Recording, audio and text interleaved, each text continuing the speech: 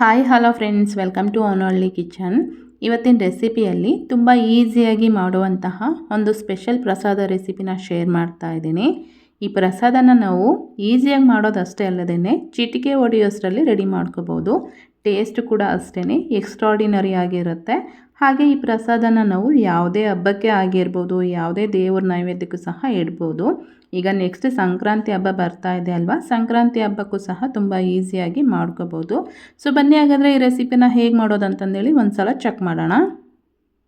ಮೊದಲಿಗೆ ನಾನಿಲ್ಲಿ ಈ ರೆಸಿಪಿ ಮಾಡೋದಕ್ಕೆ 1.5 ಕಪ್ ಆಗೋಷ್ಟು ಬೆಲ್ಲನ ತಗೊಂಡು ಅದನ್ನು ಒಂದು ಪಾತ್ರೆಗೆ ಸೇರಿಸ್ಕೊಂಡ್ಮೇಲೆ ಅದೇ ಕಪ್ಪಲ್ಲಿ 2 ಕಪ್ ಆಗೋಷ್ಟು ನೀರನ್ನು ಸೇರಿಸಿ ಬೆಲ್ಲ ಎಲ್ಲ ಕಂಪ್ಲೀಟಾಗಿ ಕರಗಿದ ಮೇಲೆ ಇದನ್ನು ಸೈಡಿಗೆ ಎತ್ತಿಟ್ಕೊಂಡು ಈಗ ನೆಕ್ಸ್ಟ್ ಇನ್ನೊಂದು ಕಡಾಯಿಗೆ 1-2 ಸ್ಪೂನಷ್ಟು ತುಪ್ಪನ ಹಾಕಿ ತುಪ್ಪ ಎಲ್ಲ ಚೆನ್ನಾಗಿ ಬಿಸಿ ಆದಮೇಲೆ ದ್ರಾಕ್ಷಿ, ಗೋಡಂಬಿ, ಬಾದಾಮಿ ಹಾಗೆ ಇದ್ರ ಜೊತೆಗೆ ಸ್ವಲ್ಪ ಕಪ್ಪು ದ್ರಾಕ್ಷಿನೂ ಸಹ ಸೇರಿಸ್ಕೊಂಡಿದ್ದೀನಿ. ಇವನ್ನೆಲ್ಲ ಚೆನ್ನಾಗಿ ರೋಸ್ಟ್ ಮಾಡ್ಕೊಂಡ್ಮೇಲೆ ಇವನ್ನ ಸಪ್ರೇಟಾಗಿ ಒಂದು ಬೌಲಿಗೆ ಎತ್ತಿಟ್ಕೊಂಡು ಈಗ ಅದೇ ತುಪ್ಪಕ್ಕೆ 1.5 ಕಪ್ ಆಗೋಷ್ಟು ಒಣ ಕೊಬ್ಬರಿನ ಹಾಕಿ 2-3 ನಿಮಿಷ ಚೆನ್ನಾಗಿ ರೋಸ್ಟ್ ಮಾಡ್ಕೋಬೇಕು. ಒಣ ಕೊಬ್ಬರಿ ಅನ್ನೋದು ಸ್ವಲ್ಪ ಕಲರ್ ಚೇಂಜ್ ಆಗಬೇಕು.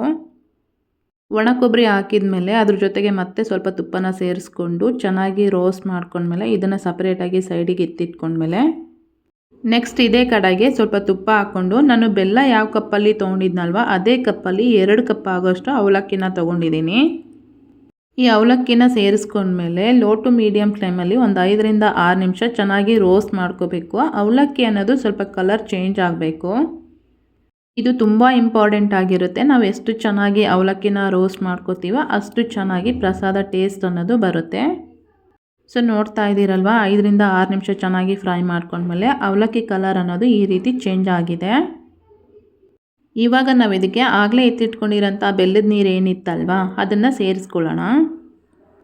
ಈ ಬೆಲ್ಲದ ನೀರು ಹಾಕಿದ ಮೇಲೆ ಒನ್ಸ್ ಮಿಕ್ಸ್ ಮಾಡಿಕೊಂಡು ಲಿಡ್ನ ಕ್ಲೋಸ್ ಮಾಡಿ ಒಂದು 4-5 ನಿಮಿಷಗಳ ಕಾಲ ಇದನ್ನು ಕುದಿಯೋದಕ್ಕೆ ಬಿಟ್ಬಿಡೋಣ. ಒಂದು 5 ನಿಮಿಷ ಆದಮೇಲೆ ಲಿಡ್ನ ಓಪನ್ ಮಾಡಿ ತೋರಿಸ್ತಾ ಇದ್ದೀನಿ ನೋಡಿ.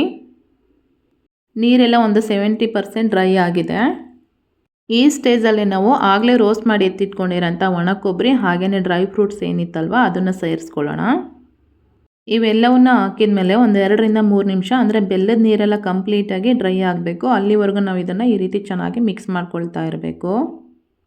ಸೊ ನೋಡ್ತಾ ಇದ್ದೀರಲ್ವ, ಬೆಲ್ಲದ ನೀರೆಲ್ಲ ಕಂಪ್ಲೀಟಾಗಿ ಡ್ರೈ ಆಗಿದೆ. ಇವಾಗ ನಾವು ಇದಕ್ಕೆ ಕೊನೆಯದಾಗಿ ಸ್ವಲ್ಪ ಏಲಕ್ಕಿ ಪುಡಿನ ಹಾಕಿ ಮತ್ತೆ ಒಂದು ಸಲ ಚೆನ್ನಾಗಿ ಮಿಕ್ಸ್ ಮಾಡಿಕೊಂಡ್ರೆ ಪ್ರಸಾದ ಅನ್ನೋದು ರೆಡಿ ಆಯಿತು. ಇದನ್ನು ನಾವು ಯಾವುದೇ ದೇವರ ನೈವೇದ್ಯಕ್ಕೂ ಸಹ ಇಡ್ಬೋದು. ಹಾಗೆಯೇ ತುಂಬ ಕಡಿಮೆ ಸಮಯದಲ್ಲಿ ರೆಡಿ ಮಾಡ್ಕೋಬೋದು. ಕೃಷ್ಣನಿಗೆ ತುಂಬ ಇಷ್ಟವಾದಂತಹ ಪ್ರಸಾದ ಇದು. ನೋಡಿದ್ರಲ್ವ, ಇವತ್ತಿನ ರೆಸಿಪಿ ಇಷ್ಟೇ. ನಿಮಗೆಲ್ಲ ಇಷ್ಟ ಆಗಿದೆ ಅನ್ಕೋತೀನಿ. ಇಷ್ಟ ಆಗಿದ್ದರೆ ಈ ವಿಡಿಯೋಗೆ ಒಂದು ಲೈಕ್ ಮಾಡಿ, ಕಮೆಂಟ್ ಮಾಡಿ, ಶೇರ್ ಮಾಡೋದನ್ನು ಸಹ ಮರಿಬೇಡಿ.